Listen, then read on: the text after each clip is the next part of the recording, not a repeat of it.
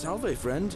Mind telling me who you are and why you look like you've just taken on a gladiator and lost? Oh, sounds serious. I'm listening. Yulia? Oh no. All right, I can do that. Poor Virgil. Poor Rufius too, I guess. All right, got it. All right, let me see. Stop Fabia going in, but send the new arrival to the empty shrine. Understood. What? Are you... You're serious, aren't you? I doubt Domitius will let me talk to him, but I'll make sure he passes on the message. I'll go, but once I'm done, I'll need you to tell me how you know all of this.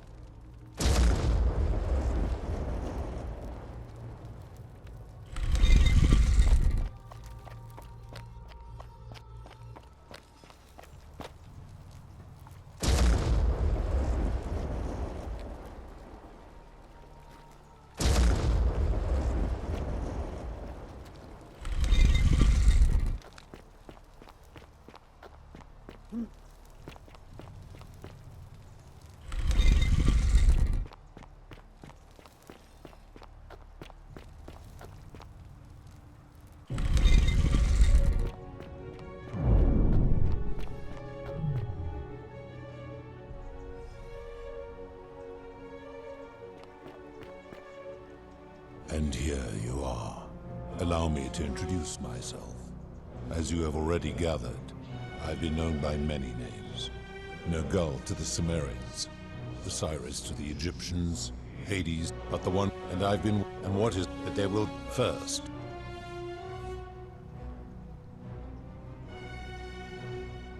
I would recognize that anywhere, and yet my beloved still wears hers.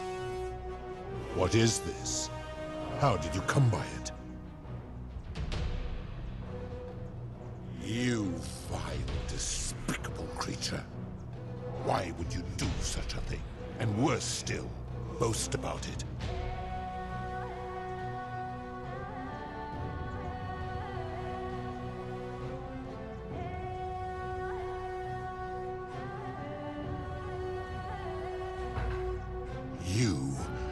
You have put me in an impossible position. If I refuse, you will murder her. And yet, if I agree, I will lose my wager and return to Elysium humiliated and alone. Perhaps you are cleverer than you appear, mortal. I do not see that I have a choice in this. Your treachery and savagery have opened my eyes like nothing I have witnessed in 3,000 years. And now you have shown me your species' true colors. And I see that Proserpina was a fool to have ever believed in you at all. This has gone on too long. It is time for me to let go of this form, of her, of all of you. But know this, if I abandon the wager and leave for Elysium, neither she nor your kind may ever ascend.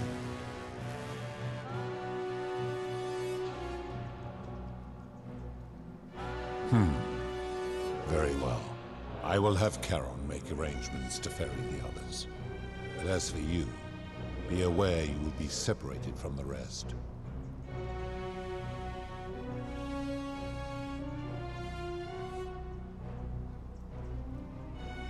Enough, foul creature.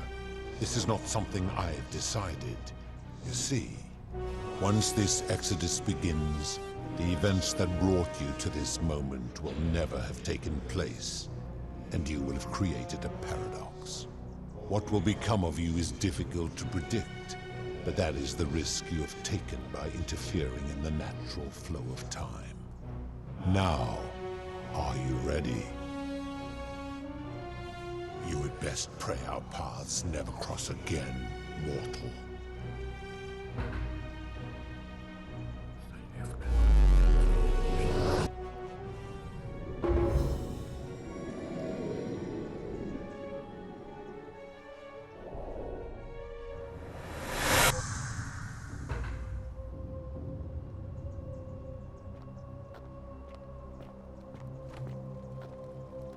Oh. Hi there. Gave me a bit of a fright. Thought I was in here alone. I'm Al. Well, here I am. I'm sorry, I didn't catch your name. Oh, did that lady in the forest send you in here after me? I guess I lost track of time, learning about the history of this place, and it is extraordinary. I'm fairly certain you and I are the first people to set foot in this city for about 2,000 years. Fortunately for us, the last person in here was a Roman man named Galerius, who inscribed an account into a tablet. Apparently, there was a community of 20-something people trapped in here, and living in fear of a curse they called the Golden Rule. They believed that if even one person sinned, an unknown god would cast them all into gold, like the 1,000 people who'd lived here before them. Then, one day, just as Galerius had finished praying for a good harvest at the shrine of Proserpina, an oracle appeared and told him how to solve the ills of the city, like saving the life of a dying woman, foiling an assassination attempt, and so on. Meanwhile, the oracle walked up to the temple of the mysterious god, this one right here, and demanded an audience, and the doors just opened up to him.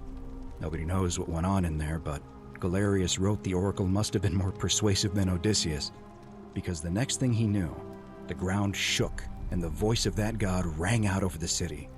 The many have suffered long enough. Unfortunately, Galerius' account just sort of stops after that, leaving a lot of questions unanswered. What became of him and the other people who lived here? What happened to all the golden statues? And did this mysterious oracle single-handedly undo the curse that had terrorized people for hundreds of years?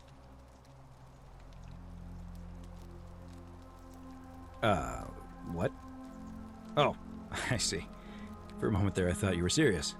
Anyway, I think I found a way out through the aqueduct that brought water into the city. Follow me.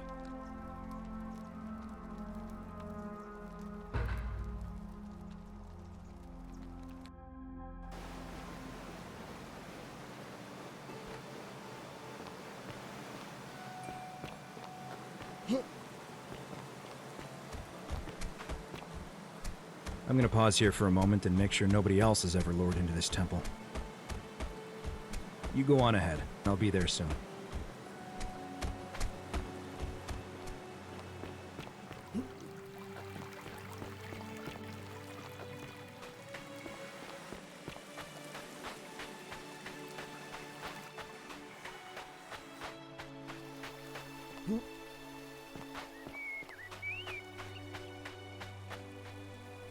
You're back!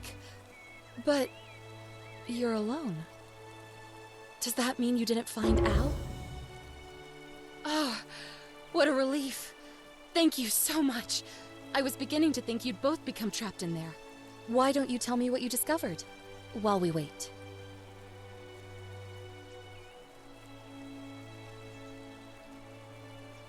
Ah, I see. I thought you might. Well, now you know. I suppose you have questions. You can just call me Charon, if you like. I am sorry I was not completely honest with you when we first met. I do not enjoy deceiving people. Believe me, I do not. But I have learned, from 5,000 years of experience, that most people find comfort in familiarity, in gradual change, and coming to see the truth in their own time. That you died, of course. You were dead when I brought you here. My role, as the servant of the god of the underworld, has always been to assist the chosen to cross the threshold from the land of the living to the land of the dead.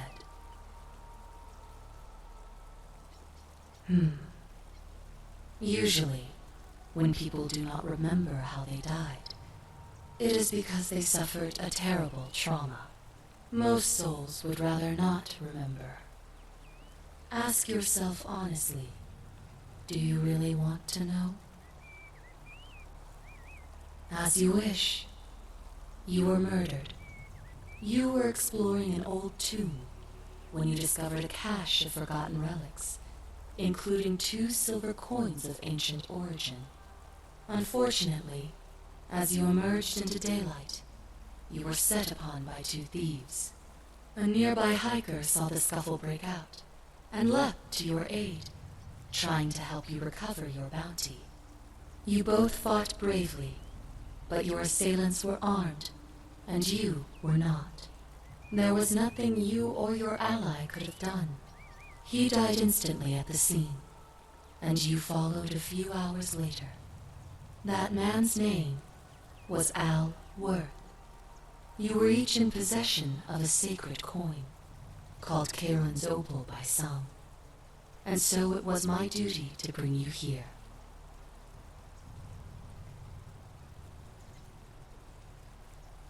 It means I am now bereft of purpose.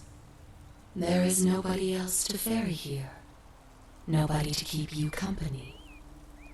After 5,000 years, the underworld has finally run its course.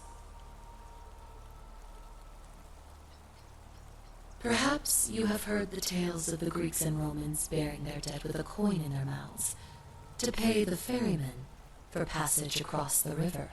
Well, those stories contained a seed of truth, but not any coin would do. A long time ago, my master created 1,000 silver coins and had me distribute them across the world. My orders were simple. Whenever a person died in possession of a coin, I was to locate them and ferry them here. It means I am now bereft of purpose. There is nobody else to ferry here, nobody to keep you company. After 5,000 years, the underworld has finally run its course. I see no point in keeping you here, but I have to ask one thing, that you keep this to yourself. Look! Here comes Al now. Al! It's so good to see you. You were gone so long I thought I'd never see you again. Kinda lost track of time in there. You wouldn't believe what we found. The ruins of a long-forgotten city. And there was a tablet describing an oracle who confronted a god and undid an ancient curse. Sounds like quite a story, and I look forward to hearing all about it. But you two look exhausted. Why don't you hop in my boat and rest while I ferry you back to civilization? Sounds good to me. And you? Are you ready to go home?